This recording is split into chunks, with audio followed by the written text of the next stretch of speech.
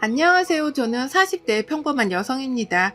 제 사연을 들려드리기에 앞서 저를 간략하게 소개를 하려 하는데 저를 어떻게 소개할까 싶어서 한참을 망설이다 겨우 저 한 줄을 적어봤어요.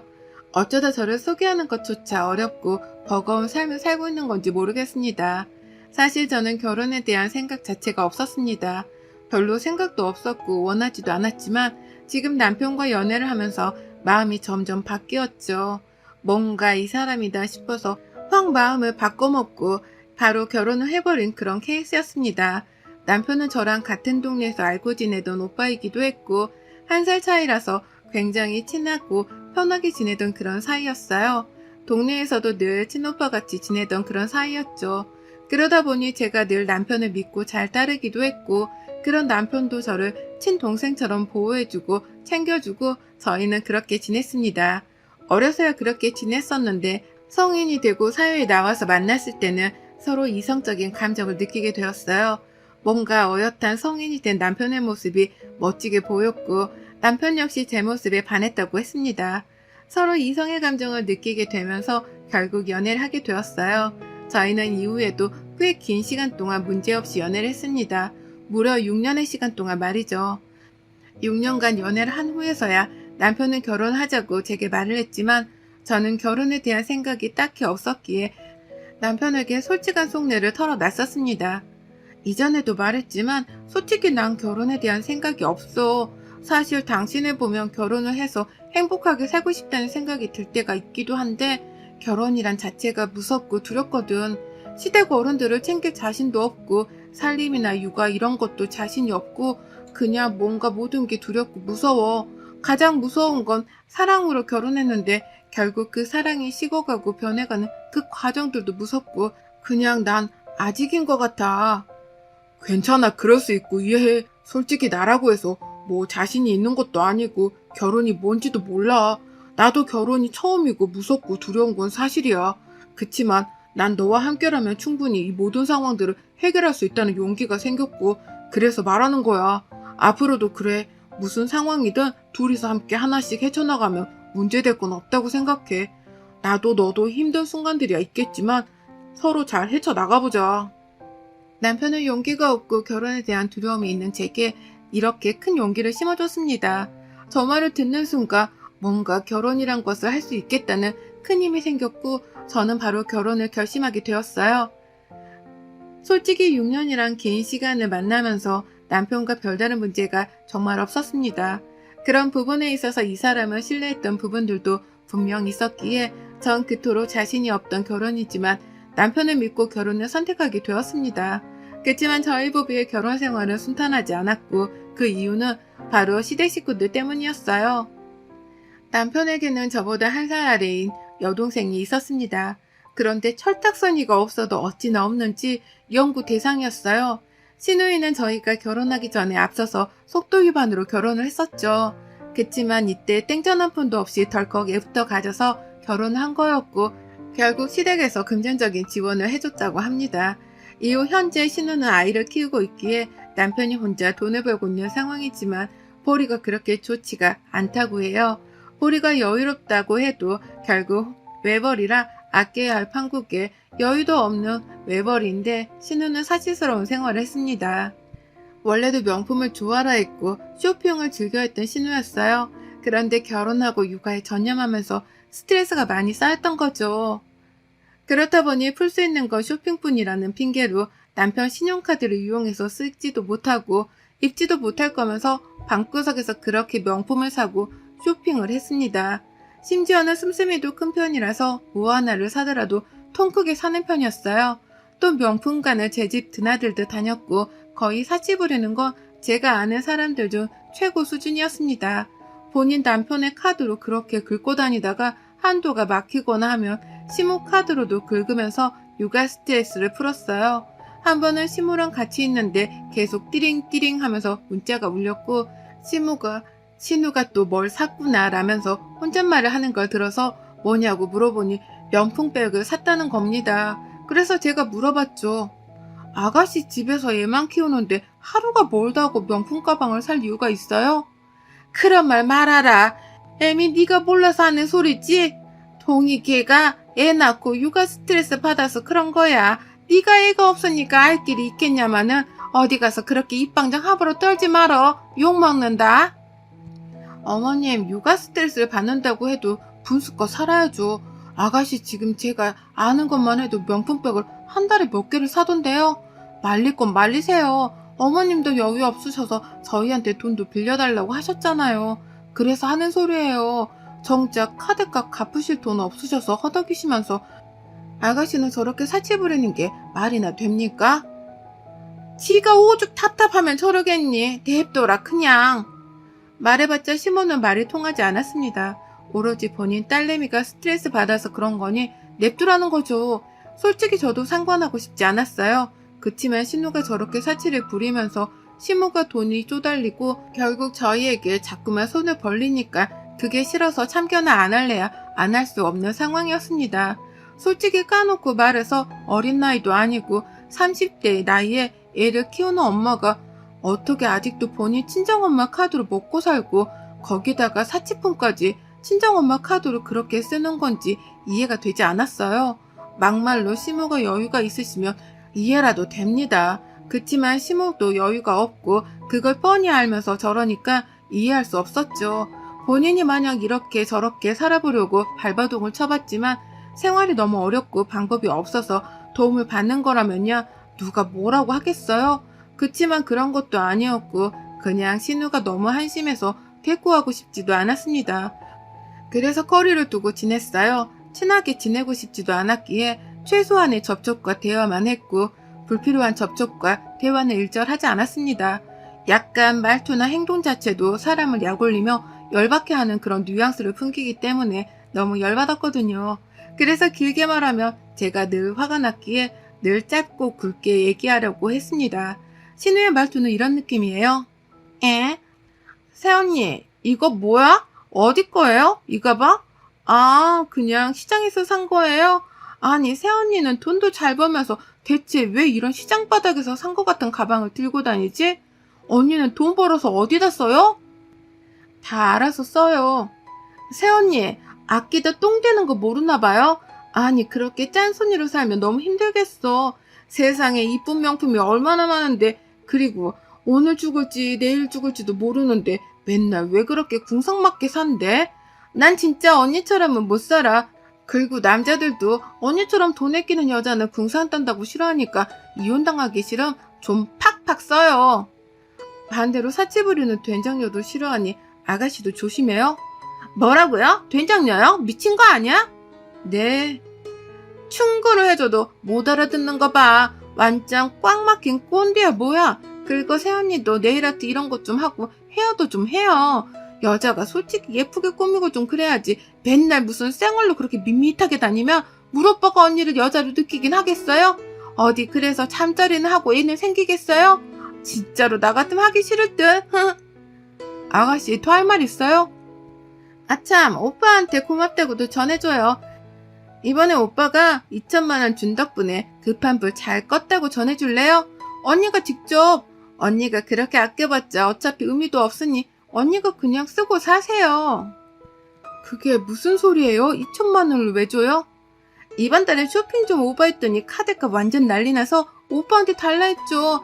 근데 달라는 김에 아예 여윳돈도 좀 달라니까 주던데요. 신우는 꼭 이렇게 사람을 슬슬 약올리듯 말을 했습니다.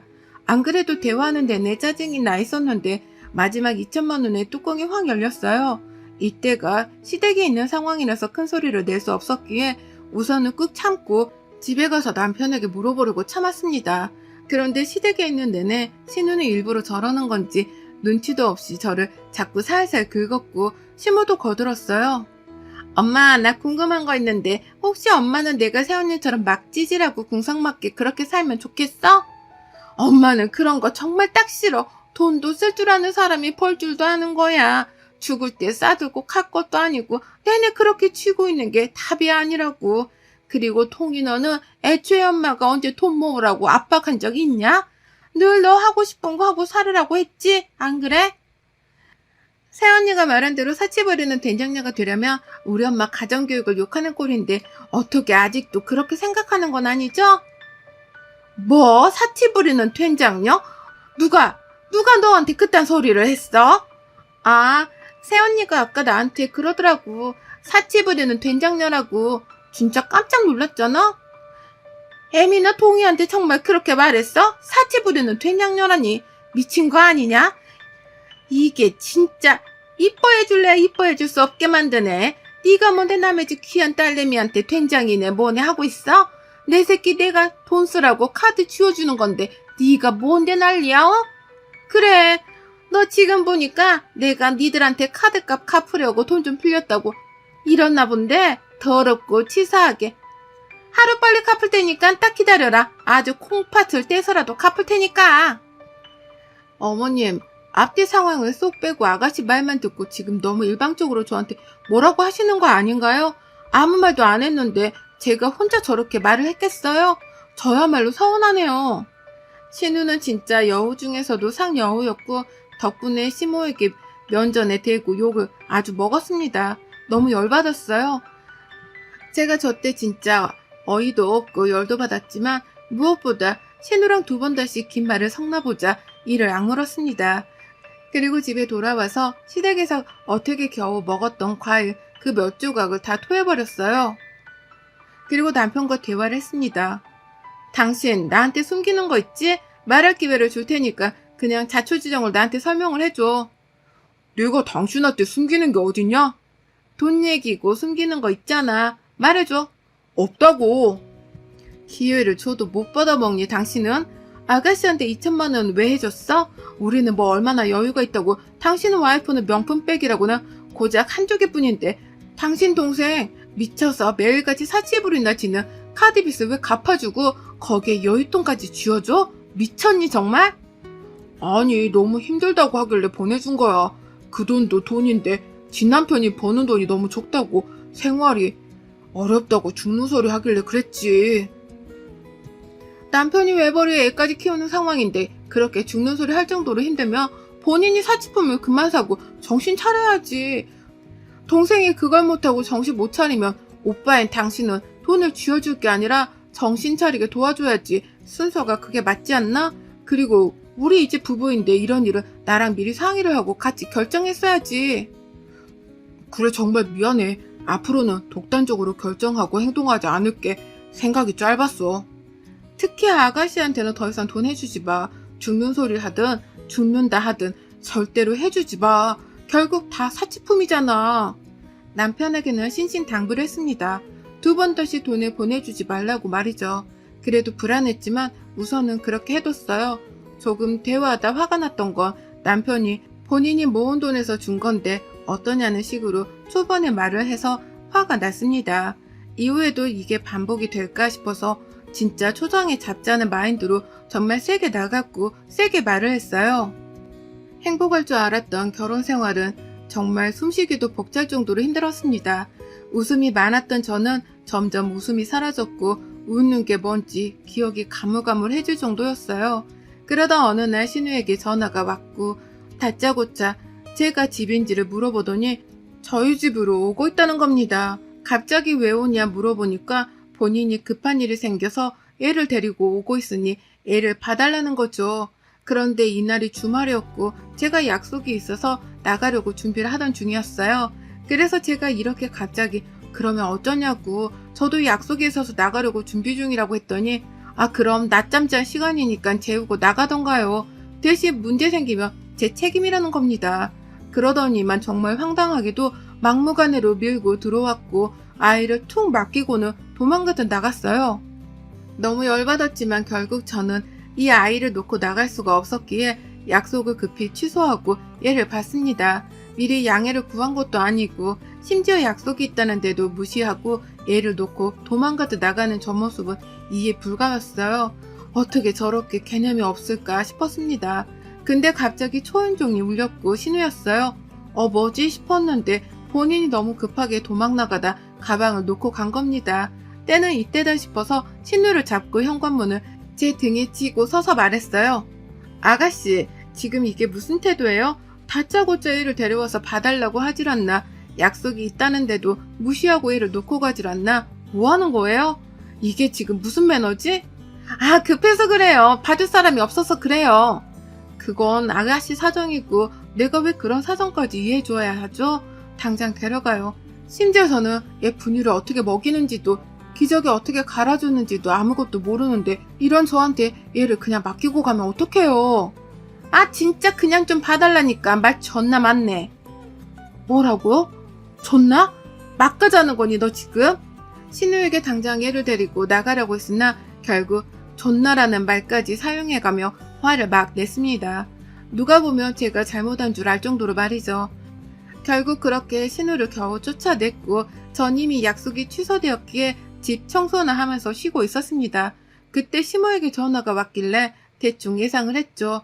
그새 또 쪼르르 가서 고자질했구나 싶었습니다. 애미 너는 애가 어쩜 그렇게 싸가지가 없냐 어? 네가 애를 안 낳아봐서 모성애도 없고 뭐고 없는 건 알겠는데 하루를 파달라는 것도 아니고 잠깐 파달라는 게 어렵니? 그게 그렇게 어려워서 나가라고 그 난리를 친 거야? 어머님, 제가 사전에 말도 없이 이미 저희 집에 오고 있었고 저는 약속이 있어서 나가려고 준비 중이라고 말을 했는데도 다 무시하고 막무가내로 와서는 아이만 놓고 도망가도 나간 건 아가씨예요. 이게 A인가요? 그리고 제가 애 엄마면요. 기저귀도 갈 줄 모르고 애 분유 먹이는 방법도 모르는 저 같은 사람한테 불안해서 단 30분도 애 못 맡겨요. 안 그래요? 어차피 낮잠 잘 시간이었다잖아. 그딴 걸 다 떠나서 네 신우가 파달라면 파주는 거지.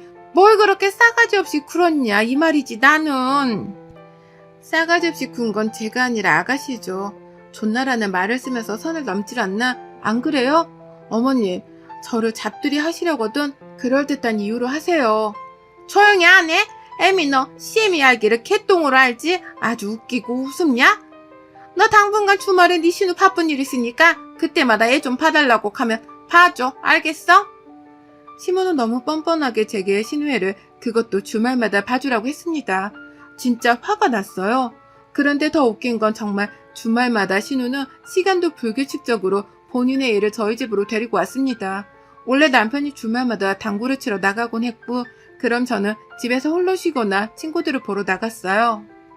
그런데 집에 애가 와 있으니 이도 저도 못하고 너무 스트레스를 받아서 남편에게도 나가지 말고 애를 보라고 했습니다. 애는 죄가 없으니 예뻤어요. 그치만 신우와 시모가 너무 싫었습니다. 그런데 주말마다 애를 맡기고 대체 뭘 하는 건지 이상했어요. 똑같은 시간에 애를 맡기는 거면 이해라도 하겠는데 매번 시간도 다르고 대체 뭘 하는 거지라는 생각이 들었습니다. 신우가 분명 또 이상한 짓을 할 거라는 생각이 들어서 저는 캐보기로 했고 충격적인 사실을 알아냈어요. 알고 보니 신우는 바람을 피고 있었습니다. 그런데 단순 바람도 아니고 시모도 이 사실을 알고 있었고 둘이 결혼을 시키려고 아주 난리도 아니었어요. 딱 봐도 귀티가 나는 게 여유가 있는 남성분처럼 보였습니다. 그러니 시모와 신우가 홀딱 빠졌겠죠. 머리부터 발끝까지 명품의 외제차에 신우가 평생 사랑할 수 있을 것 같은 이상형이 따로 없는 남자였습니다. 그치만 이미 남편이 있는 신우였고 시모까지 이 사실을 함께 하고 있다는 거에 너무 놀라웠어요. 무엇보다 아이가 있잖아요. 우선 대체 이걸 어떻게 해야 할까 한참을 고민하다가 남편에게 슬쩍 말했어요. 처음에 남편은 그럴 리가 있냐면서 절대 믿지 않았어요. 그치만 제가 여러 사진들을 보여주고 하니 그제서야 미친 거 아니냐고 정말 질색을 했습니다.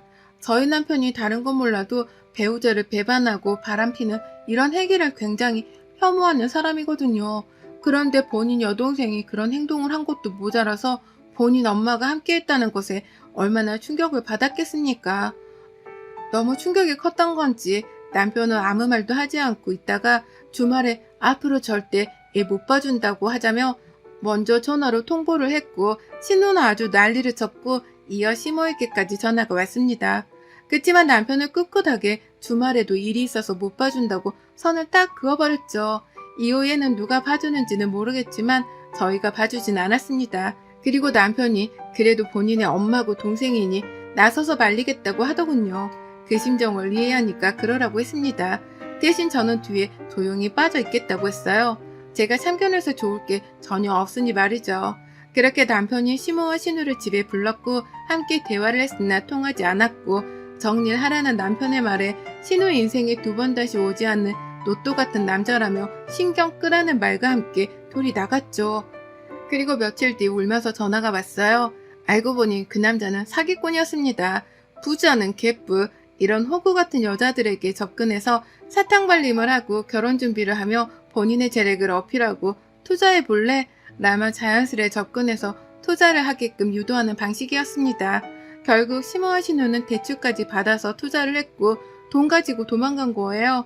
이어 남편도 바람핀 사실까지 모두 알았고 신우는 집에서 쫓겨나며 이혼당했습니다. 결국 신우는 심호와 함께 살게 되었는데 애도 알아서 키우라고 해서 애까지 키우게 되었죠. 이제야 정신을 차린 건지 그간 사왔던 명품들을 다 처분하고 생활비를 만들어서 어떻게든 먹고 살려고 하는 중입니다. 사실 저렇게 팔아서만 먹고 살려고 할 게 아니라 일을 해서 먹고 살 생각을 해야 할 텐데 말이죠. 그리고 저희 남편은 그런 계략을 벌인 신우와 시모가 너무 소름 끼치고 무섭다며 연락을 피하고 거리를 두고 있는 상황이에요. 여러분의 생각은 댓글로 남겨주세요. 오늘도 시청해주셔서 정말 감사합니다. 오늘도 즐거운 하루 되세요.